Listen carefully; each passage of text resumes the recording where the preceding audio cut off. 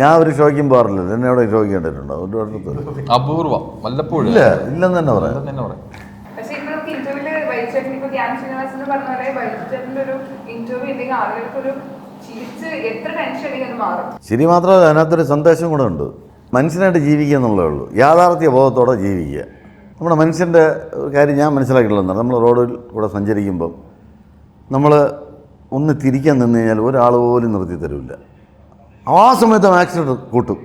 അതായത് അവനെന്തോ ഒരു അഭിമാന പ്രശ്നം പോലെയാണ്. അവൻ നിർത്തിയിട്ട് നമ്മൾ കടന്നു പോകുന്നതെന്ന് പറഞ്ഞാൽ അവനെന്തോ ഒരു ക്ഷീണം സംഭവിക്കുന്ന പോലെയാണ്. അതൊരു വൃത്തികെട്ട ആറ്റിറ്റ്യൂഡാണ്. ആൾക്കാർ റോഡ് ക്രോസ് ചെയ്യാനൊന്നും നിർത്തി കൊടുക്കില്ല. ഇതൊക്കെ ചെയ്യണം.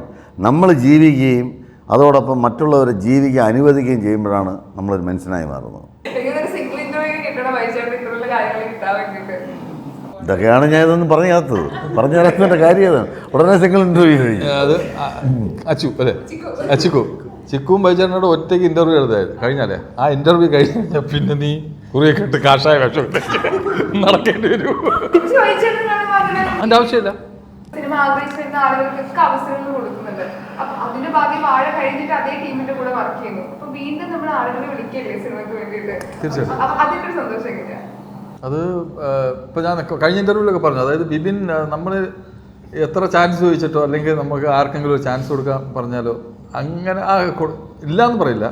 നമുക്ക് നോക്കാം ചേട്ടാ, നമുക്ക് നോക്കാം എന്ന് പറഞ്ഞാൽ പോലും ബിബിൻ ആ കഥ അവൻ്റെ മനസ്സിൽ കിടപ്പുണ്ടല്ലോ, അതിനനുസരിച്ചിട്ട് ആൾക്കാരെ മാത്രമേ നോട്ട് ചെയ്യുള്ളൂ. ഞാൻ മനസ്സിലാക്കിയിട്ടുള്ളതിൽ ഭയങ്കര അപ് ടു ഡേറ്റ് ആണ് ഇപ്പം സത്യം. ബിബിൻ ആക്യുറേറ്റ് ആണ്, ഭയങ്കരമായിട്ട് കണ്ണിങ്ങായിട്ട് നോക്കുക. ഇന്ന ആളെ ഇതിനോട് ചെയ്യണം. ഞാൻ സത്യം പറയാമല്ലോ, ഞാൻ വാഴയിലെ അച്ഛനായിട്ട് അഭിനയിക്കും ഇല്ലെന്ന് ഞാൻ പറഞ്ഞു മാറിയതാണ്. കാരണം വേറൊന്നുമല്ല, സിജുവിൻ്റെ അച്ഛനായിട്ട് അംഗീകരിക്കുമെന്ന് എനിക്കൊരു പേടിയായി. നമുക്ക് ചെയ്യാൻ പറ്റും, പക്ഷേ ജനങ്ങൾ അംഗീകരിക്കുമെന്നൊരു ഭയമായി. പക്ഷെ അത് മാറ്റിമറിച്ചു. അതുകൊണ്ട് അതിനുശേഷം ഇതിൽ എൻ്റെ അടുത്ത് സിജുവിൻ്റെ വാഴയിൽ പിന്നെ ഇന്നലെ വൈചേട്ടൻ തന്നെ പറഞ്ഞല്ലേ, നീ അനുസരിച്ച് അച്ഛനെയൊക്കെ ഓക്കെ, പക്ഷെ ആ ലുക്കൊന്നും ഇല്ലെന്ന്.